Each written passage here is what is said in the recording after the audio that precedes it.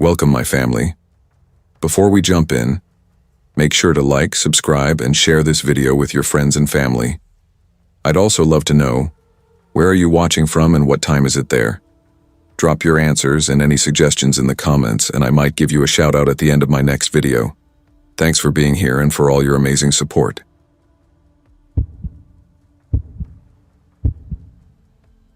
The first time I saw Walter Grange, he was standing at the edge of our property like he'd been waiting for me. Arms loose at his sides, posture tall but easy. His eyes fixed on me in a way that made the air feel tighter. I had a laundry basket hooked against my hip, sunlight sharp in my eyes, the wind lifting the clean cotton sheets from the line. He didn't wave, didn't smile, just raised one long arm and pointed toward the tree line at the back of our lot. "Don't dig there," he called, his voice carrying over the field like it was a warning meant only for me. Then he turned and walked away. I didn't know then that those words would be the thing I'd remember most, more than the photographs, more than the knocks in the night. But that was months after we'd moved to Briarford, months after I thought I'd finally found a place we could settle, where the boys could grow up with space to run, and where Daniel and I could breathe again. We hadn't planned on leaving the city for good, not really. It had been one of those dreamy conversations you have late at night, when the noise outside your apartment is just too much, when you're tired of parking tickets and damp walls and the neighbors' arguments bleeding through plaster. Someday, we'd said, when the twins were older, when the timing felt right, when work slowed down. Last fall, everything tipped. The apartment above us flooded for the second time in 6 months, and the landlord brushed it off like a wet ceiling was just part of city living. Mold crept into the corners of the boys' room. Caleb started coughing in his sleep. Owen's nose wouldn't stop bleeding. Our neighbor downstairs screamed at her boyfriend at 2 a.m, throwing bottles that shattered against our floor. And one night, there was a shooting 3 blocks away while Daniel and I were eating takeout on the couch. "What if we just left?" I'd said between bites, half expecting him to roll his eyes and tell me I was being dramatic. But Daniel didn't brush it off. He set down his fork, studied me for a long moment, and said, "Maybe we should." 3 months later, the city was in our rearview mirror.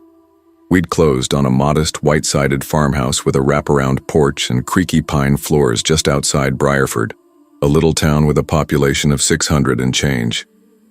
The kind of place where folks wave as they drive by whether they know you or not.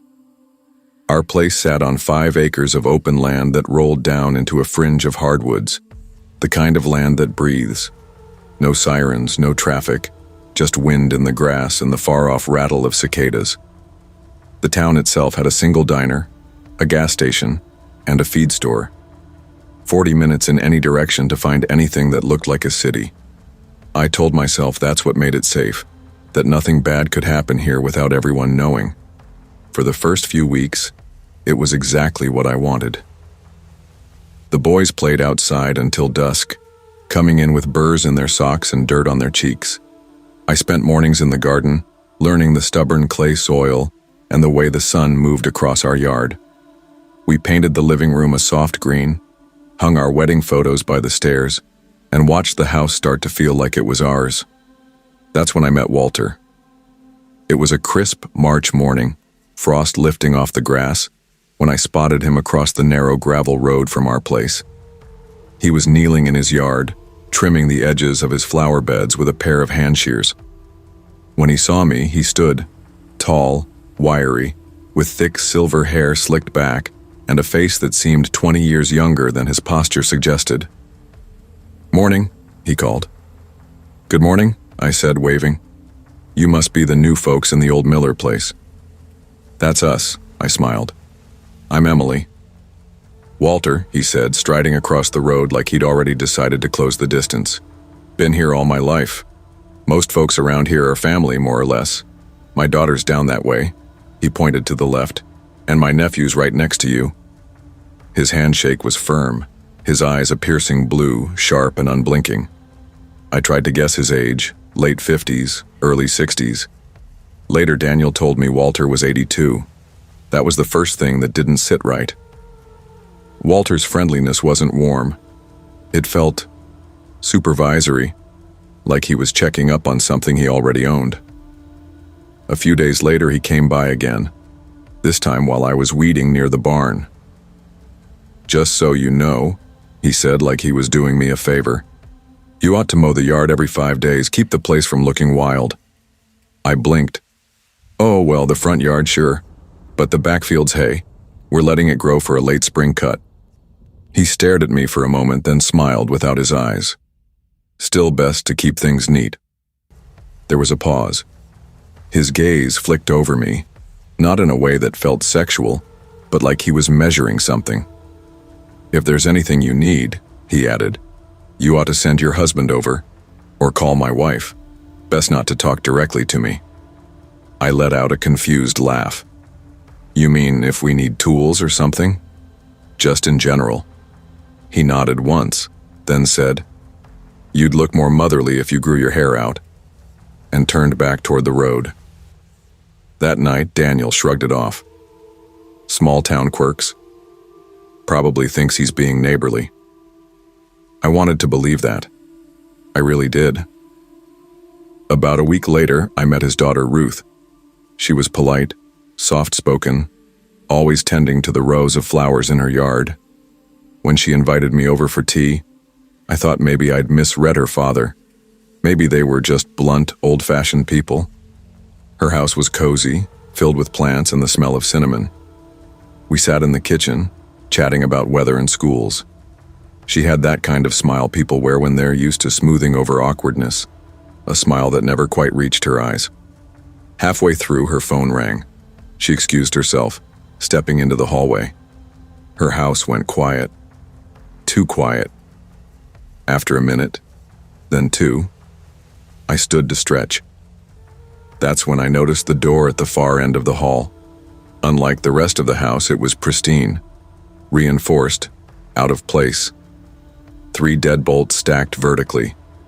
The paint around the frame was newer, but deep scratches marred the wood. Long, desperate gouges, like something had clawed from the inside out. I took a step toward it. "Just storage," Ruth's voice said suddenly behind me, too bright. She was smiling, but her eyes didn't match. "Old root cellar, not really safe down there." She steered me back to the kitchen, her hand light on my elbow. I didn't ask any more questions. That night, walking past her house toward our mailbox, I glanced at the basement windows, small, rectangular, just above the ground. One of them had a handprint. Not a smudge, but a full pressed hand. Small, child-sized, fresh. No streaks, no dirt, just the clean impression of someone leaning into the glass. When I told Daniel, he said it was probably from cleaning, or one of her grandkids. But it hadn't rained. There was no reason for it to be there. A few nights later, the boys woke up crying. In the morning, we found tire tracks cutting through our field, ending at the barn. No one admitted to being there. When Daniel checked the outdoor cameras, the footage from that night was gone. Not corrupted, erased. He replaced the SD card and set up backups. The final straw was that warm afternoon with the laundry. Walter at the edge of the property. "Don't dig there." I hadn't planned to, not until he said it. The next day, with Daniel in town and the boys napping, I took a shovel and walked to the spot he'd pointed out. The ground was soft, slightly sunken. 6 inches down, my shovel struck something solid. A rusted metal box. My heart hammered as I dragged it out and pried it open. Inside were photographs, dozens, curled and brittle with age, black and white, sepia, color. Everyone was of a family standing in front of our house. Couples, children, babies, spanning decades. In every photo, just off to the side, there he was, Walter, unchanged. My hands shook as I gathered them up. I needed answers. I crossed the road and knocked on his door. It wasn't Walter who answered. It was a small, quiet woman with gray hair pulled back tight. "Is Walter home?" I asked. Her expression shifted, softening into something like pity. "You must be mistaken," she said. "Walter passed nearly 3 years ago." I stepped back. "But I just spoke to him yesterday." She shook her head slowly. I'm sorry, that's not possible. I went home in a daze, spent the evening going through the photos again. One had a date scrawled on the back, 1979. Another, 1954. Different families, same house, same Walter. Online, I found old property records. The house had changed hands more than a dozen times in 60 years. Most owners stayed only a few years. Several had vanished without selling. One family, according to a newspaper clipping, was presumed missing. When I showed Daniel, he didn't sleep that night. Neither did I. We tried to move a week later. The U-Haul wouldn't start.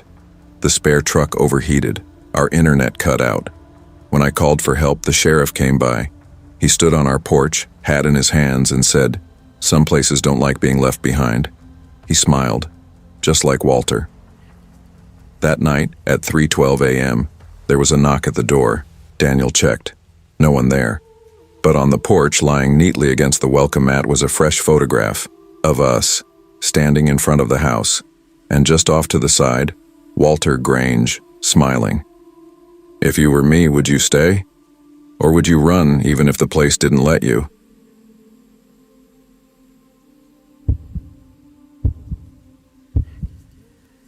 I never thought we'd actually leave the city. Not for good. Moving was the sort of conversation Daniel and I used to have after the boys were asleep. Half serious, half fantasy.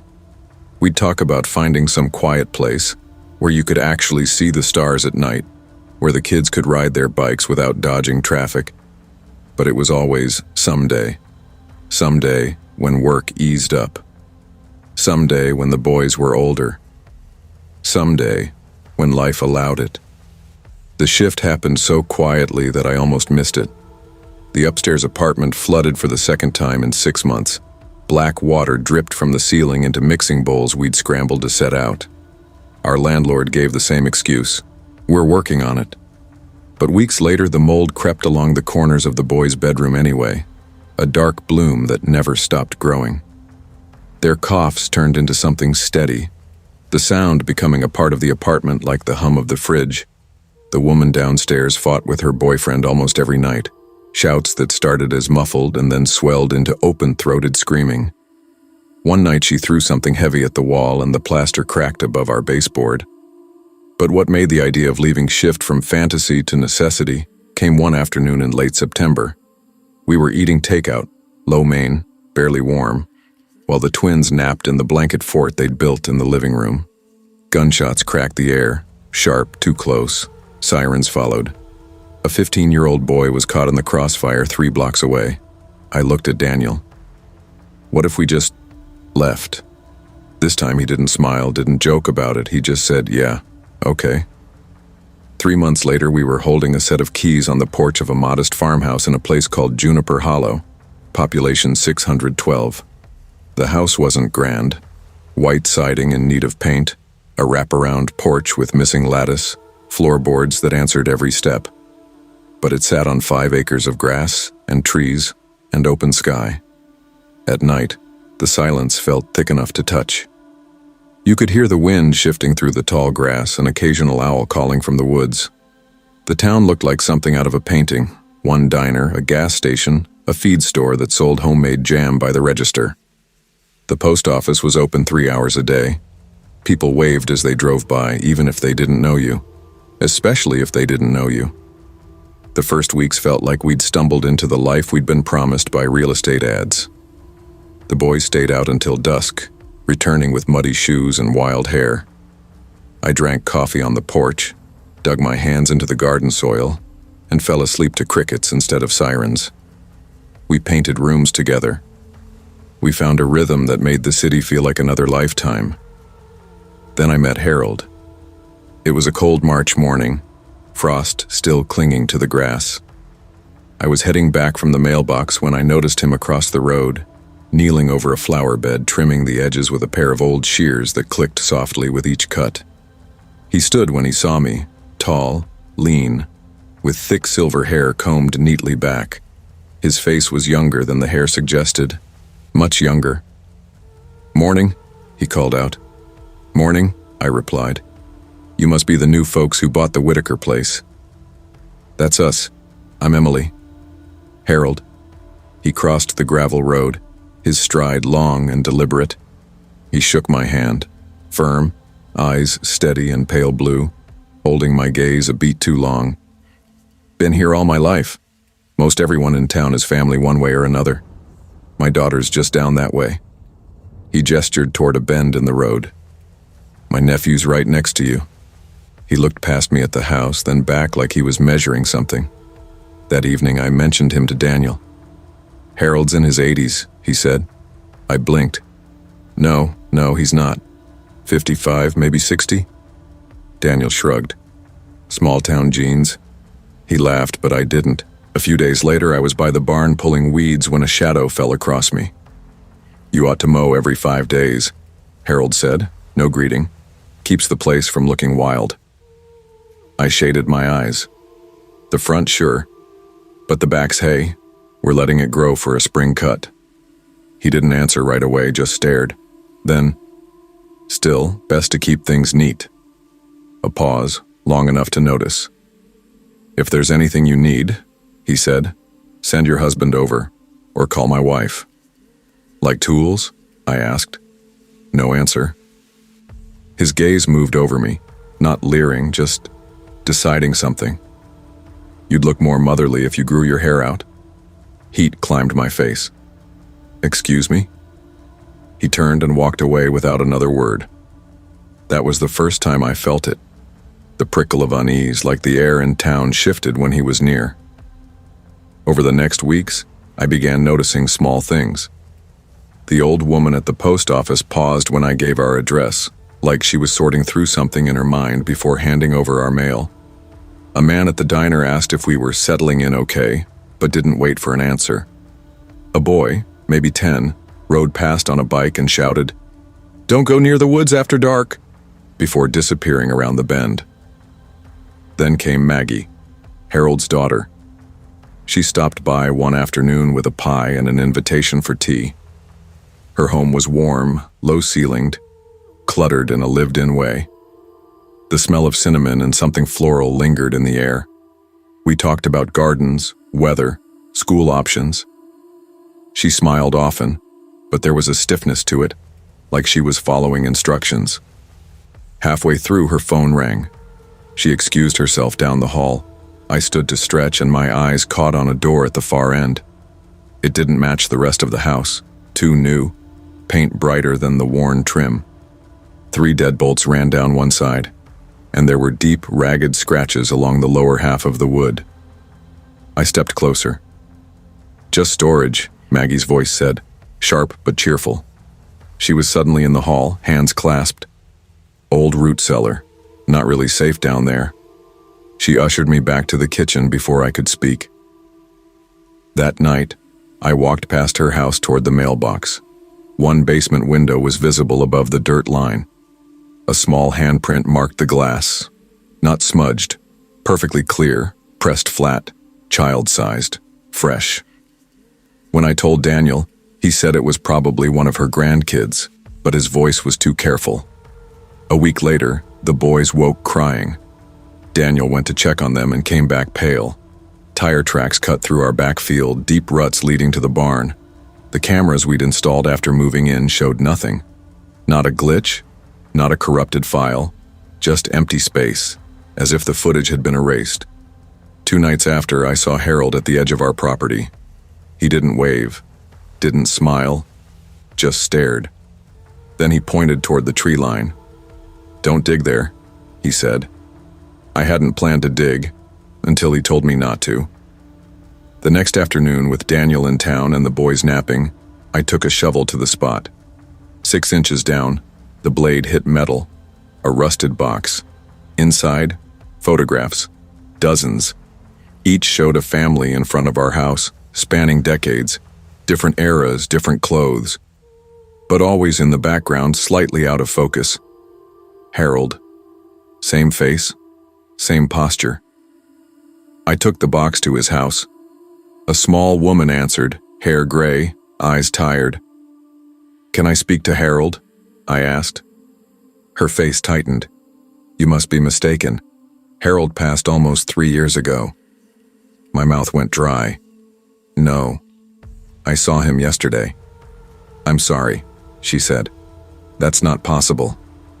That night I checked public records. The house had changed hands 14 times in 60 years. Most families didn't sell. They vanished. We decided to leave. The U-Haul's battery was dead. Our backup truck overheated before we reached the highway. The internet went down. Our phones lost signal. The sheriff came after I called. He stood in the drive, looked at the house, then at me. Some places don't like being left behind, he said. Then he smiled, and it was Harold's smile. That night, at 3:12 a.m., 3 slow knocks at the door. Daniel opened it. No one there, but on the porch, between the doormat and the boards, was a photograph. Us, standing in front of the house, and just off to the side, Harold. If you saw his face and knew he wasn't supposed to exist, would you run? Or would you stay and pretend you never saw him at all?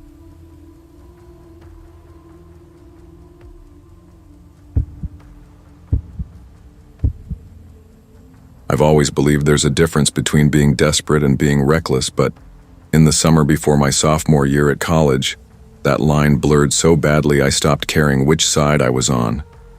When you're backed into a corner, out of money, out of options, you start ignoring the red flags, telling yourself they're not warnings at all, just little bits of fabric flapping harmlessly in the breeze. It was August in Maple Hollow, Illinois, the kind of heat that feels personal, sticking to your skin and pressing into you even in the shade. The cicadas were so loud in the evenings that you could feel the vibration in your ribs. My hometown was 40 minutes away, a smaller farm town that smelled like alfalfa and diesel. But I'd come to Maple Hollow for school, Harper State College, and I'd planned to stay here for the rest of my degree. I didn't plan on losing the student housing lottery. Harper State only let first years stay in the dorms unless you had a medical exemption or a special circumstance.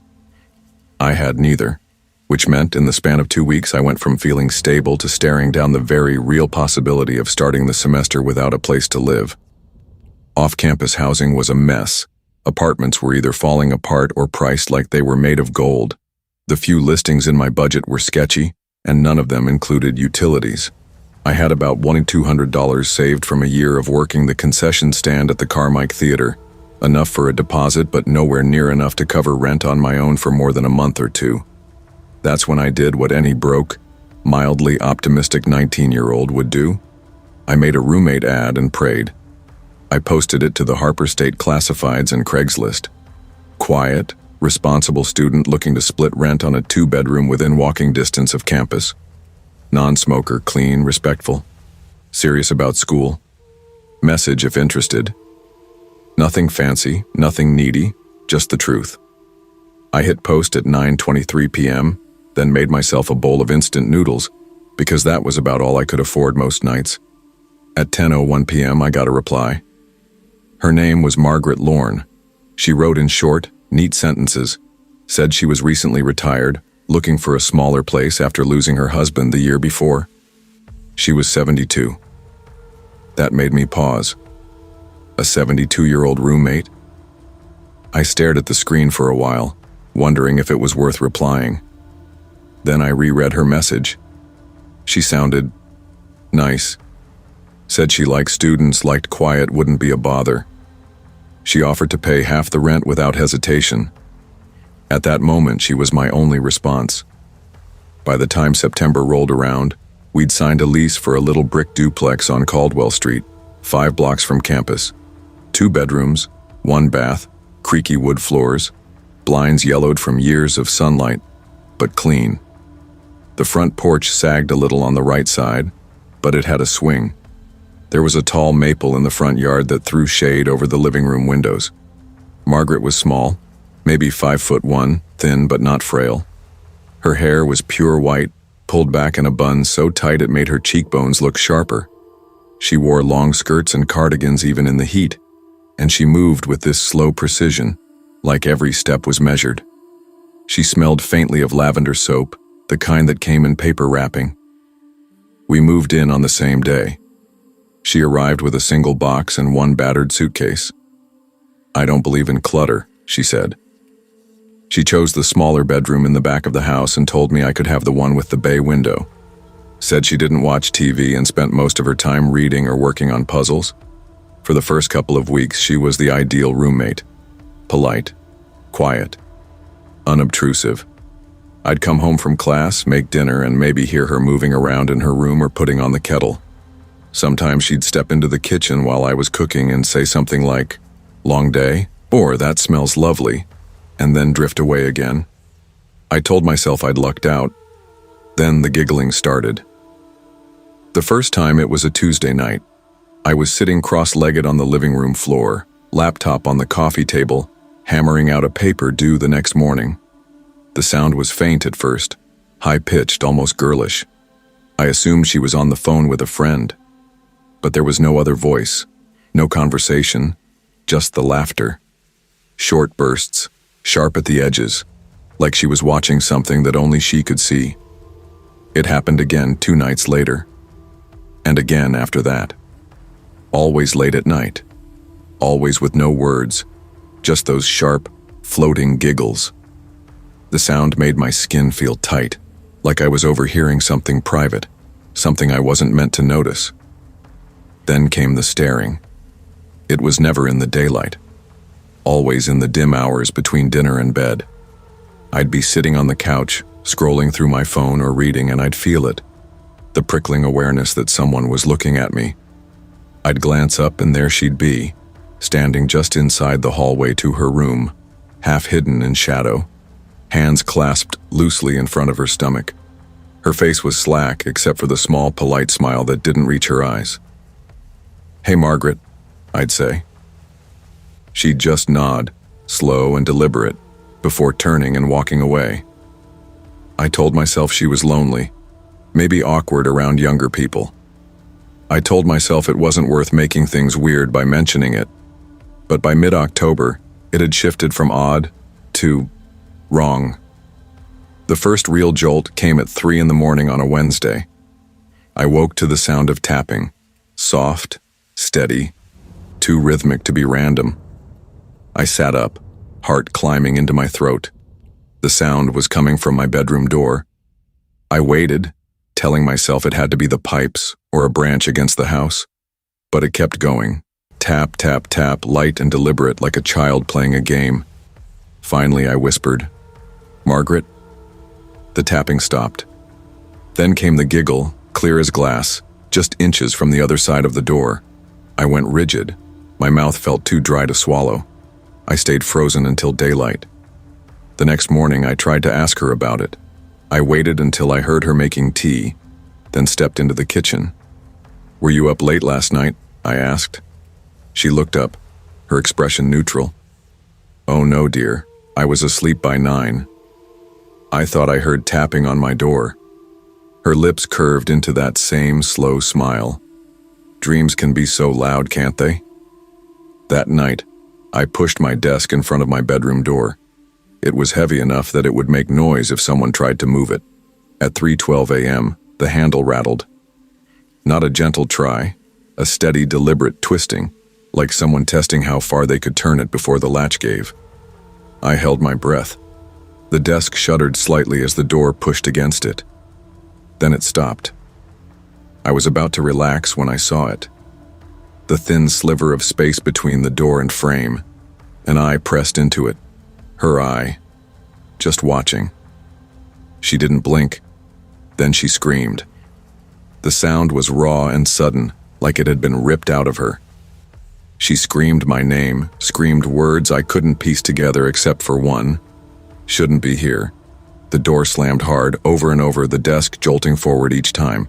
I threw myself against it, yelling at her to stop. Then silence. When I finally called the police, my voice shook so badly the dispatcher had to ask me to repeat myself. I told them a woman was trying to break down my bedroom door. They came in under 10 minutes. When I opened my door for them, my knees almost gave out. Every single knife from our kitchen had been stabbed into the wood. Some were sunk so deep the blades were buried. Others just dangled from the surface. The door looked like it had grown metal spines overnight. Margaret didn't come out of her room at first. One of the officers knocked gently. The other stayed with me in the hallway. When they finally got her out, she fought them, screaming about demons, voices, and blood in the walls. She never looked at me. By November, I'd moved across town into a cramped apartment with 2 other students. The rent was tight, but I didn't care. I could sleep without pushing furniture against my door. 2 weeks later, an officer followed up. He told me there were no records of a Margaret Lorne in Illinois. No medical history, no next of kin, nothing. The name on her ID didn't exist in any state registry. The landlord said she'd answered his Craigslist ad and paid cash. I don't know who she really was. I don't know why she wanted to live with me or what she was doing in the middle of the night outside my door. But I'll never forget the way her eye looked through that crack, like she wasn't just watching me, like she was waiting. And sometimes when I wake up at night and the house is too quiet, I can almost hear it again. Tap, tap, tap. If it happened to you, would you open the door?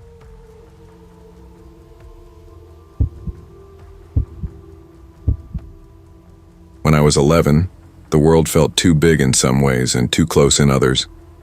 Our neighborhood was quiet, the kind of place realtors called peaceful, and my mom called safe. But there were nights when I'd stand in my bedroom and feel the dark pressing in from every direction. Not peaceful exactly, more like something was holding its breath, waiting. We lived in the very last house at the end of Willow Creek Lane, a cul-de-sac bordered on one side by a patch of undeveloped land, and on the other by a thin belt of trees that led to an old overgrown drainage ditch. Our street had maybe a dozen houses, all with tidy lawns and driveways that shone with fresh blacktop.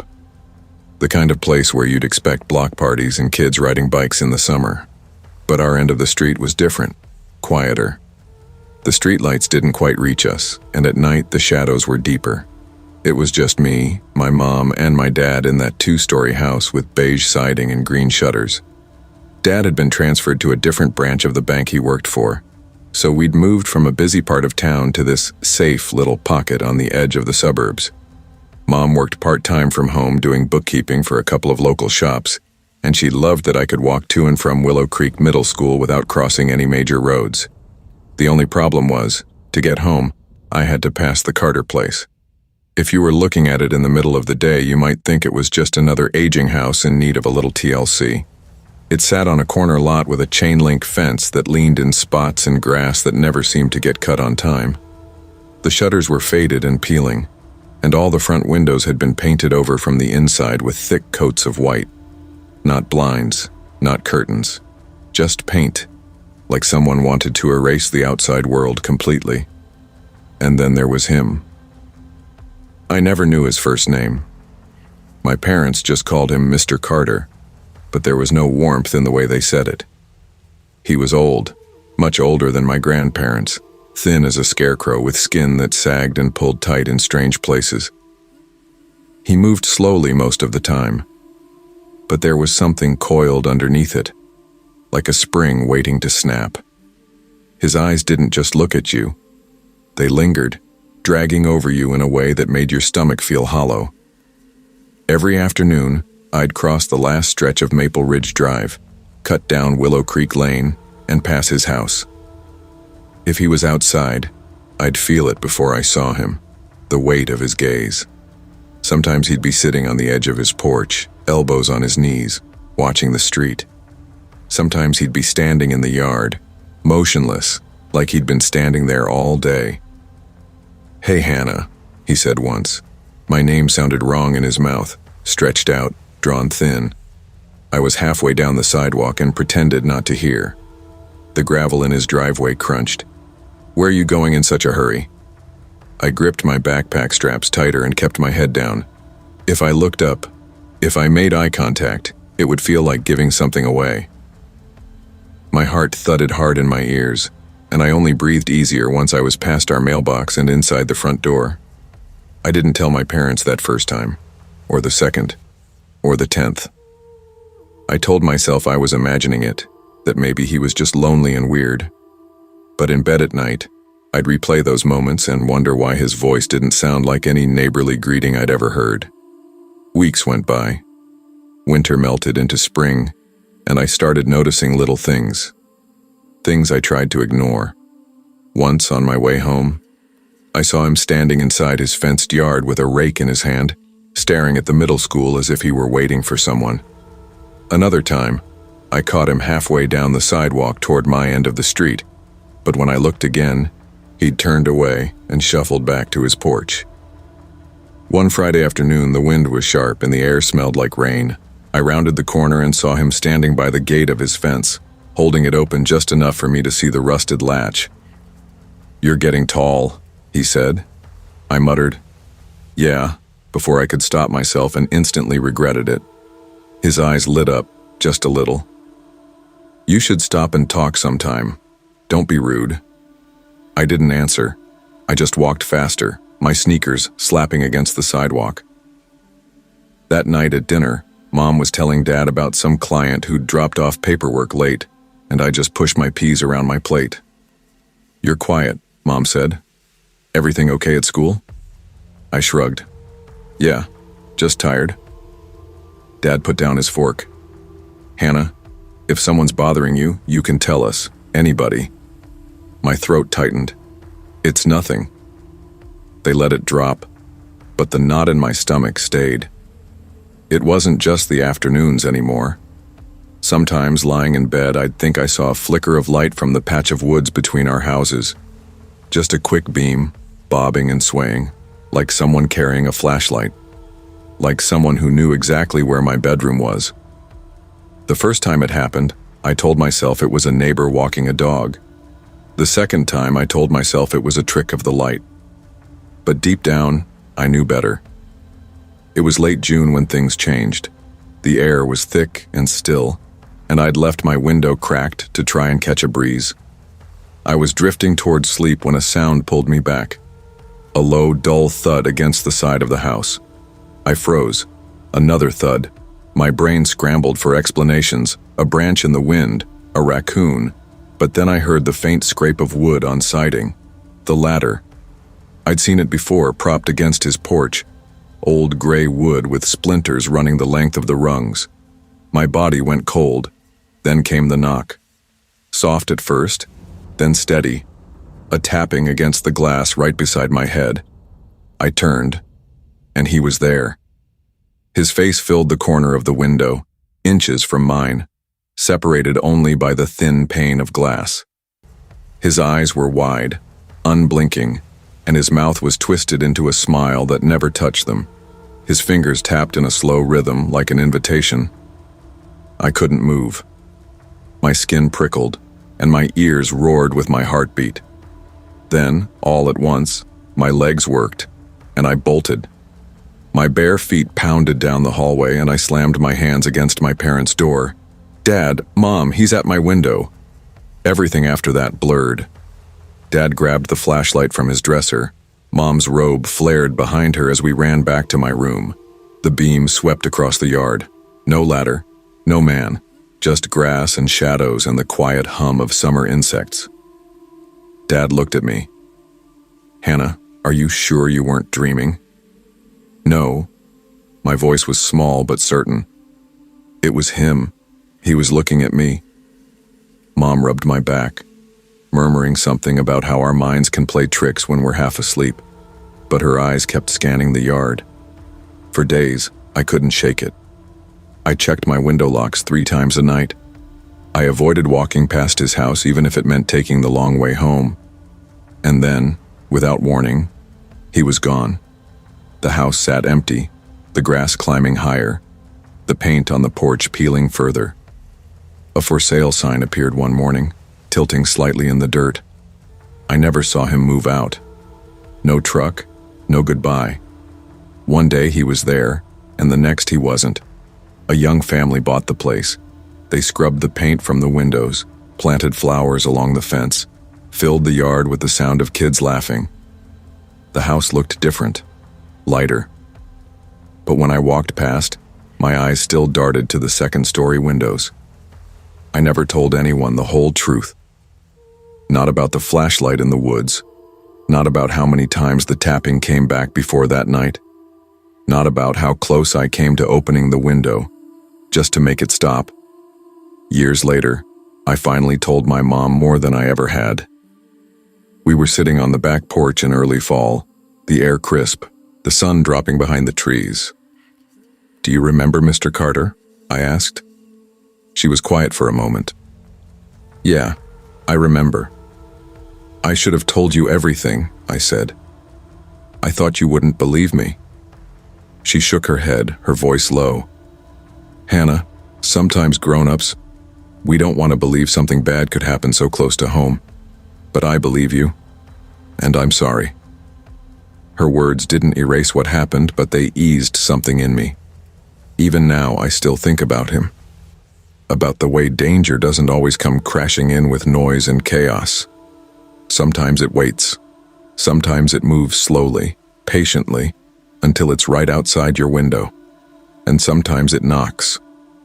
What would you do if the person you feared most was standing on the other side of the glass smiling, and no one else was there to see it?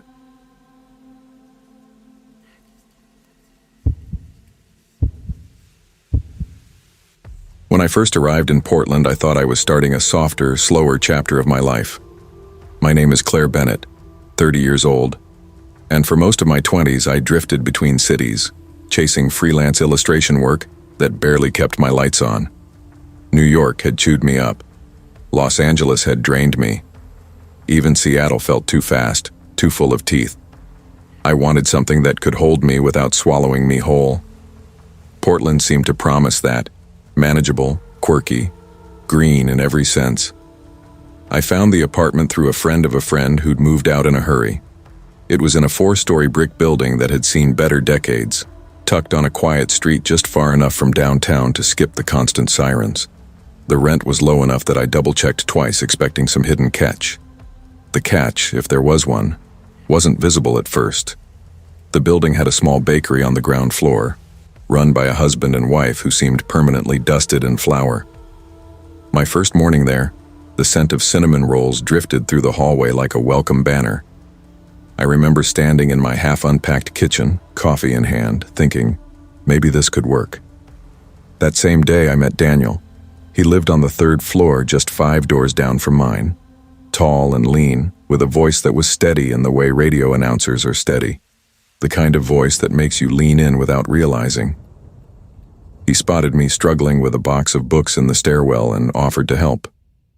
"Most people don't stay in this building long," he said as he took the box from me with an ease that made me feel a little self-conscious. I asked why, but he just smiled like it was a joke I wasn't in on. I laughed politely, thinking maybe he meant the rent would spike or that the landlord was difficult. In the weeks that followed, Daniel became a near-constant presence. He'd knock on my door some mornings with coffee, always black, always in the same kind of paper cup from a cafe I'd never heard of. Sometimes he'd slide little sketches under my door with notes that said things like, "This reminded me of you," or "Saw this in my head last night." They were delicate drawings, done in charcoal or pen, full of small, intricate lines. I was flattered at first. It felt old-fashioned in a world where everyone's thoughtfulness is just an emoji and a text. We'd end up in long hallway conversations, talking about movies, music, the kind of weird internet rabbit holes we'd fallen into. He listened closely, really listened, the way people rarely do. But there was something else under it. Sometimes, late at night when I was working at my drawing table, I'd glance out my living room window and see him on his balcony, leaning on the railing, smoking in complete stillness.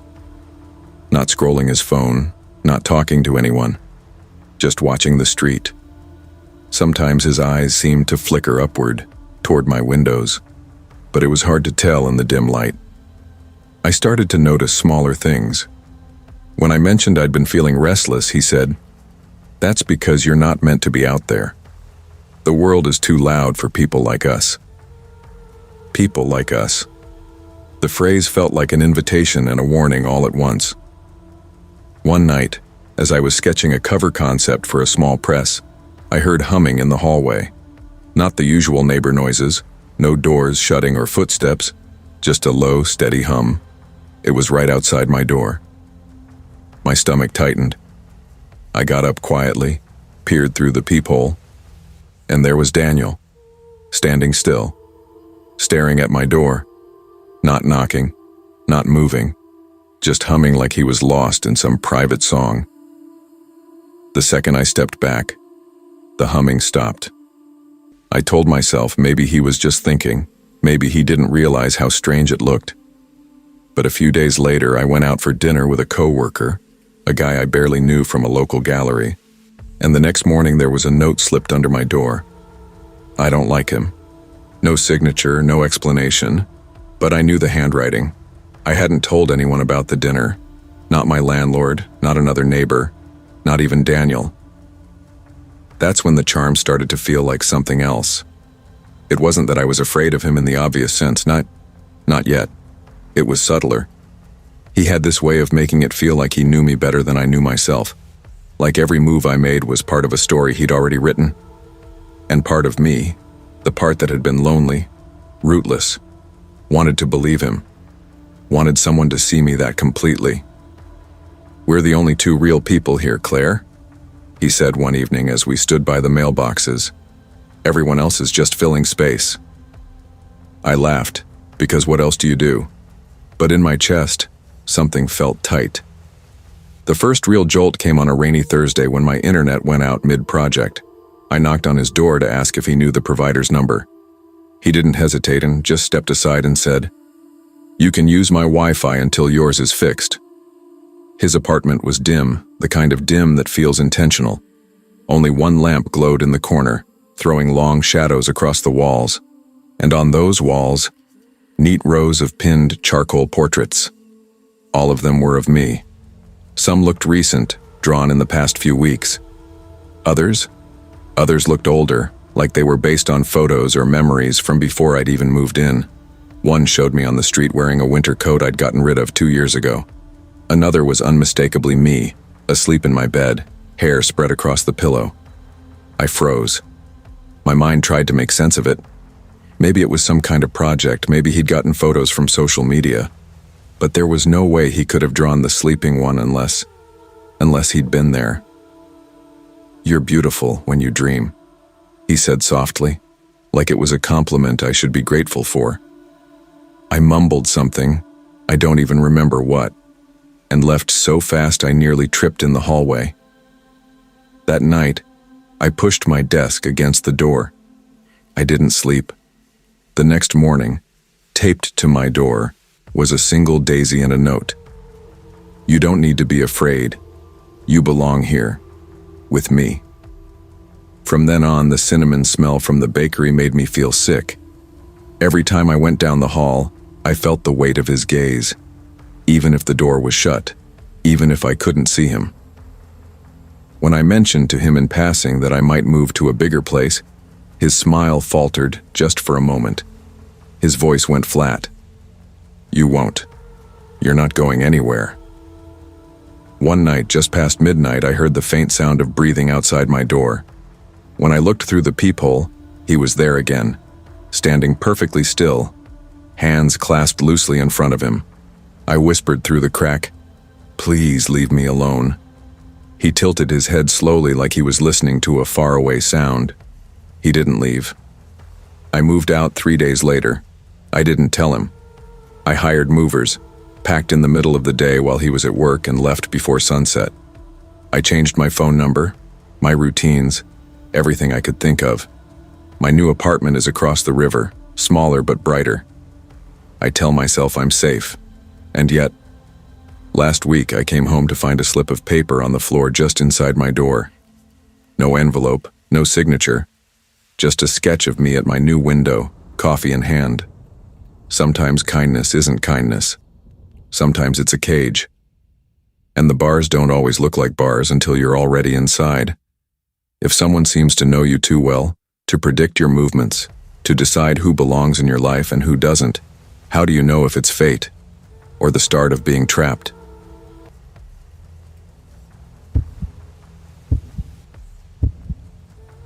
When I first moved into that old brick apartment building on the west side of Dayton, I wasn't looking for charm or style.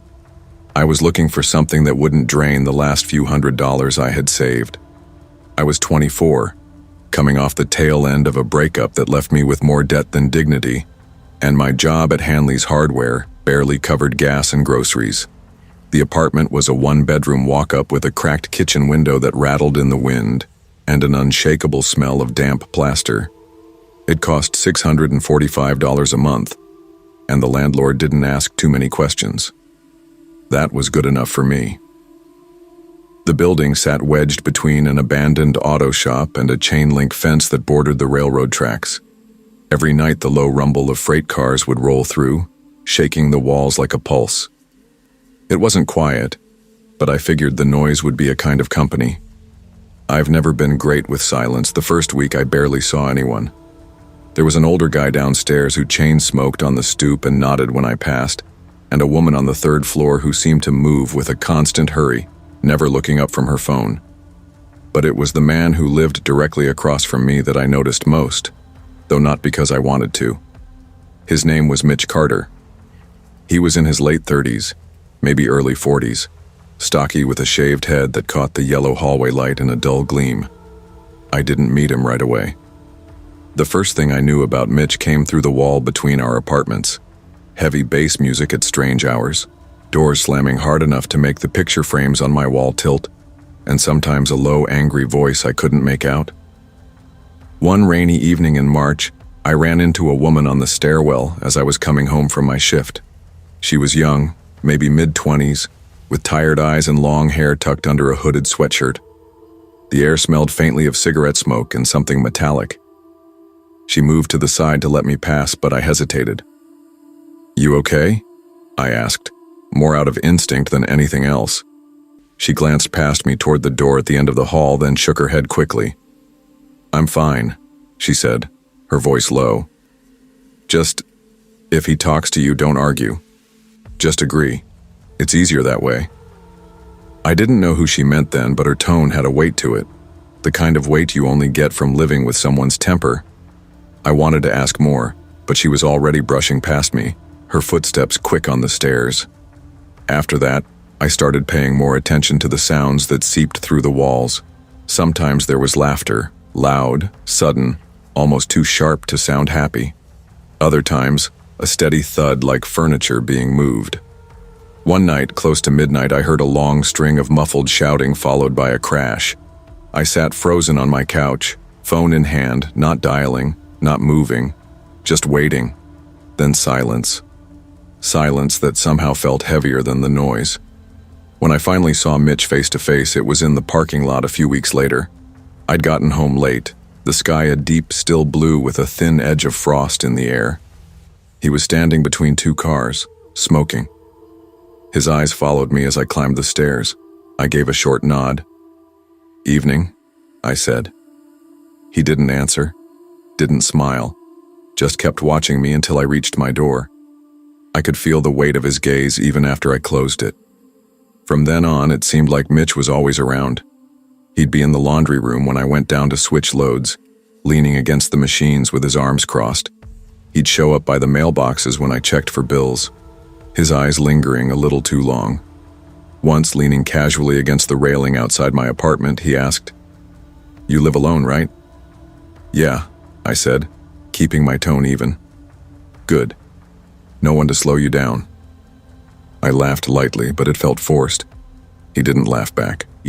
The unease became a constant hum in the background of my days. I'd catch myself checking the peephole before leaving, listening for his voice in the hallway. Late one night, around 3 in the morning, I woke to the sound of him laughing, loud, almost manic, and pacing outside my door. His footsteps went back and forth, the laugh cutting off into muttered words I couldn't make out. On a Thursday night in early April, the noise next door turned sharp again, yelling, then a heavy slam, then something breaking. My stomach clenched. I stood in the middle of my living room staring at my phone, torn between calling the cops and doing nothing. The shouting stopped suddenly. The silence pressed in. The next morning, as I left for work, I saw the woman from the stairwell loading a black trash bag into the trunk of her car. She moved quickly, glancing up at me just once before slamming the trunk shut. Her expression was tight, almost panicked. She drove off before I could say anything. 2 nights later, I got home to find Mitch crouched by the dumpster at the far end of the lot. The yellow security light cast long shadows across the asphalt. When he saw me, he stood up slowly. "You work late, huh?" he said. "Yeah. Late nights are dangerous around here." There was nothing in his tone to suggest a joke, just a flat statement, like he knew something I didn't. 3 mornings later, pounding on his door woke me. I peeked through the blinds to see 2 police officers outside, their voices sharp as they called for him to open up. When there was no answer, they broke the door in. For the next hour, the hallway buzzed with voices and the sound of boots on the stairs. The rumors started before the day was over. By evening, the news had the details. Mitch had killed his girlfriend sometime after midnight and dumped her remains by the railroad tracks. The timeline matched too closely. The night I'd seen him by the dumpster, the trash bag in her trunk, the laughter in the hallway. In the days after his arrest, I kept thinking about the wall between us. Thin, hollow, not enough to stop a voice or a fist, not enough to keep danger out. I replayed every strange moment, every warning sign I'd brushed off as paranoia. I wondered how many other people had heard what I heard and done nothing. The building felt emptier without him, but it wasn't peace I felt. It was the echo of something that had been too close for too long. The knowledge that you can live steps away from a nightmare and never realize it until it's too late. And I keep thinking about that woman in the stairwell, about her warning. I wonder if I could have done something more than just listen. I wonder if you can ever really know the people on the other side of the wall, or if you only find out when the noise stops. If you heard something that felt wrong, really wrong, would you say something? Or would you keep your head down and hope it wasn't your problem?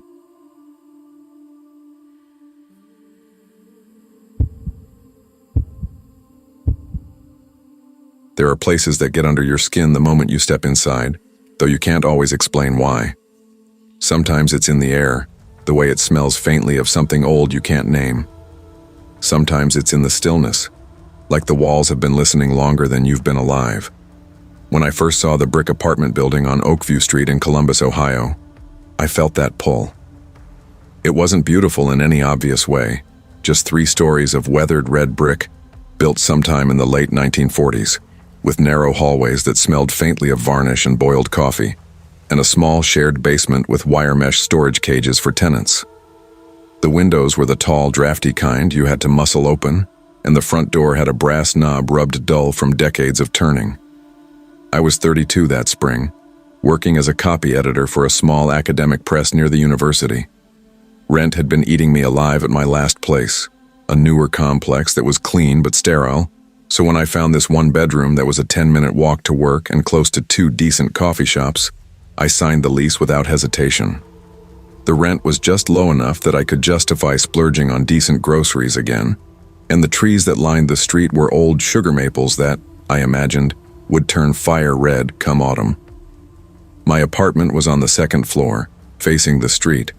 The living room had original hardwood floors that sloped ever so slightly toward the windows, and a narrow hallway that led to a kitchen barely wide enough for 1 person.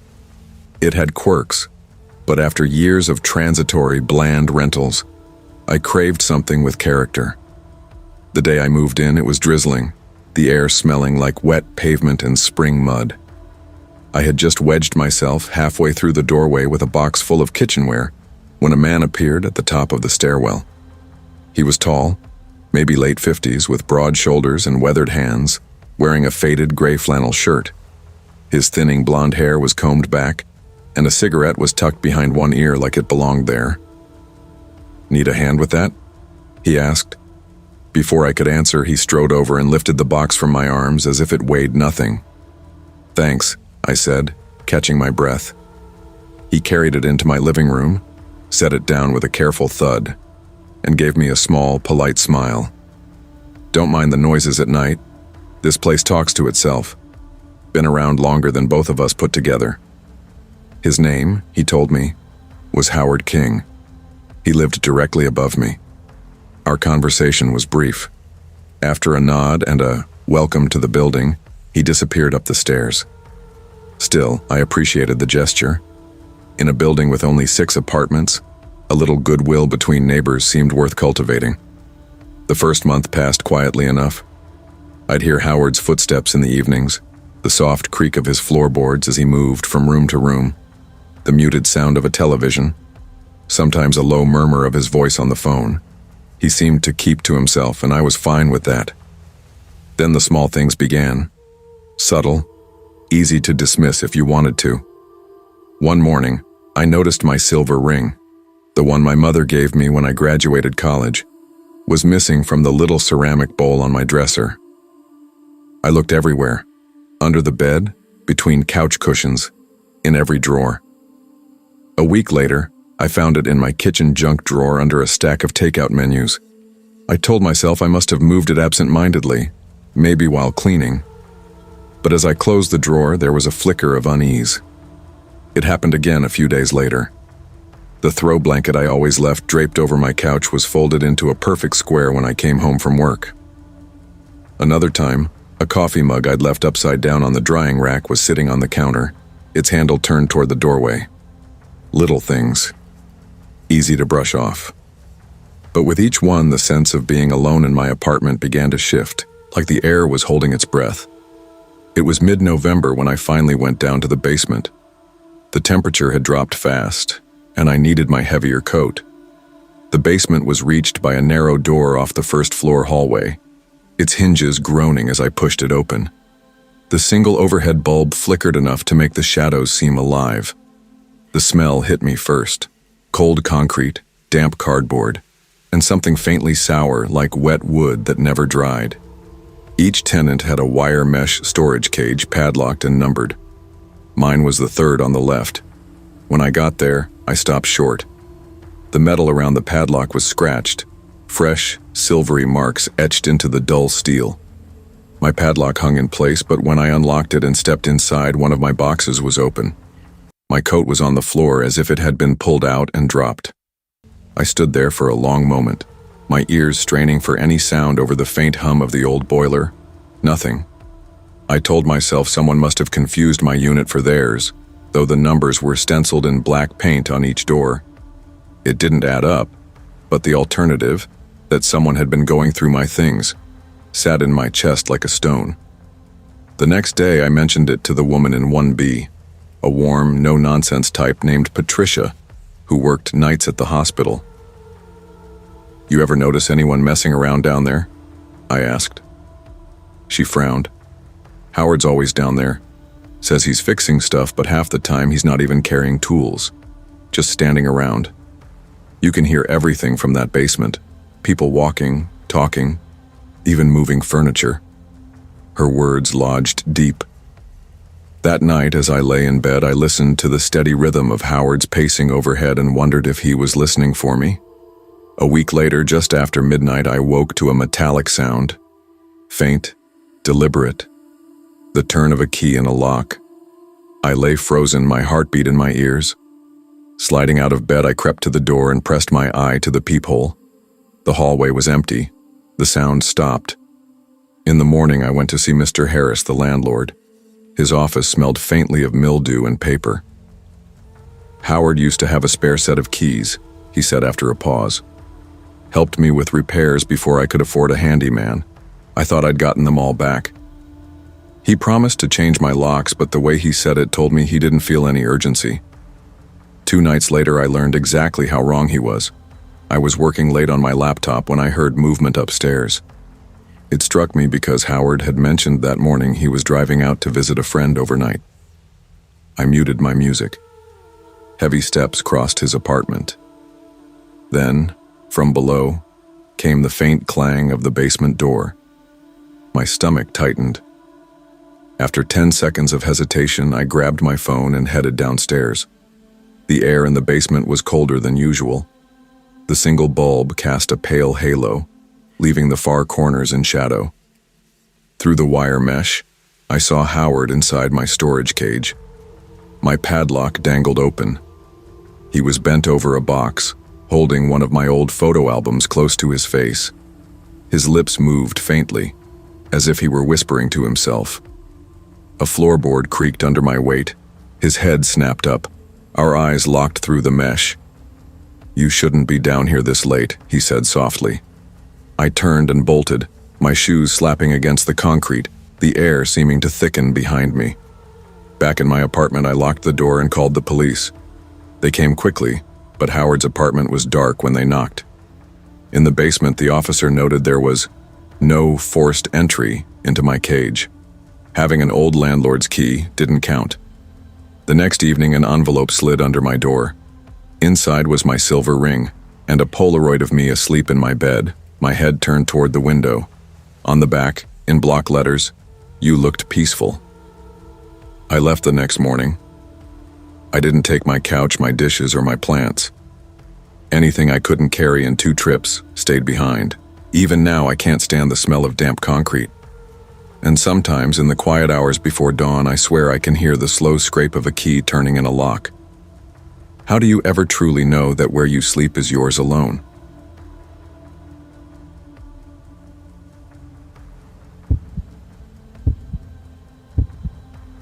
Sometimes when people talk about starting over, they make it sound like a clean break. You fold up the old chapter, slip it in a drawer, and begin again with fresh ink. I've learned it doesn't work like that. You bring your history with you, tucked into your pockets, clinging to the folds of your clothes. It shows up in the way you hesitate before unlocking a door, the way you study people's faces a beat too long, wondering if you've misread them. I left Phoenix in July 2012. Trading dry desert heat for Denver's high-altitude air. Phoenix had stopped feeling like a home long before I packed my first box. The city felt baked and brittle, like it might crack if I stayed too long. My last year there had been a string of sharp edges, a breakup that played out like a bad drama in front of mutual friends, a job in a marketing firm that dulled my mind day after day, and a loneliness that spread into every part of my life. The final push came one late afternoon when I sat in my apartment with the blinds drawn, heat pressing in from all sides, and realized I'd gone 3 days without speaking to anyone. The air in the room felt stale, like I'd been breathing the same breath over and over. I told myself I needed altitude, a place where the air moved differently, where I could look out a window and see more than just sunburnt streets. The apartment I found in Denver was a 1-bedroom on the 3rd floor of an old red brick building east of downtown. Once a warehouse, it had been carved into loft-style units with high ceilings, exposed beams, and wide plank floors that creaked under my feet. The hallways smelled faintly of old coffee and wood polish, and every footstep echoed up the stairwell like the building itself was listening. It wasn't perfect. The windows rattled when the wind came down from the mountains, and the pipes clanged when the heat kicked in. But it had a view, 2 narrow west-facing windows that caught the sunset and the Rockies in the distance. The first night, I sat on the floor with takeout noodles, watching the mountains turn from gold to violet, and I told myself I'd made the right choice. The second night, I met Mark Reeves. I was crouched on the floor stacking books when I heard a voice through my half-open window. "You just move in?" I looked out across the narrow alley. On the balcony opposite mine stood a man in a worn gray t-shirt, forearms resting on the railing.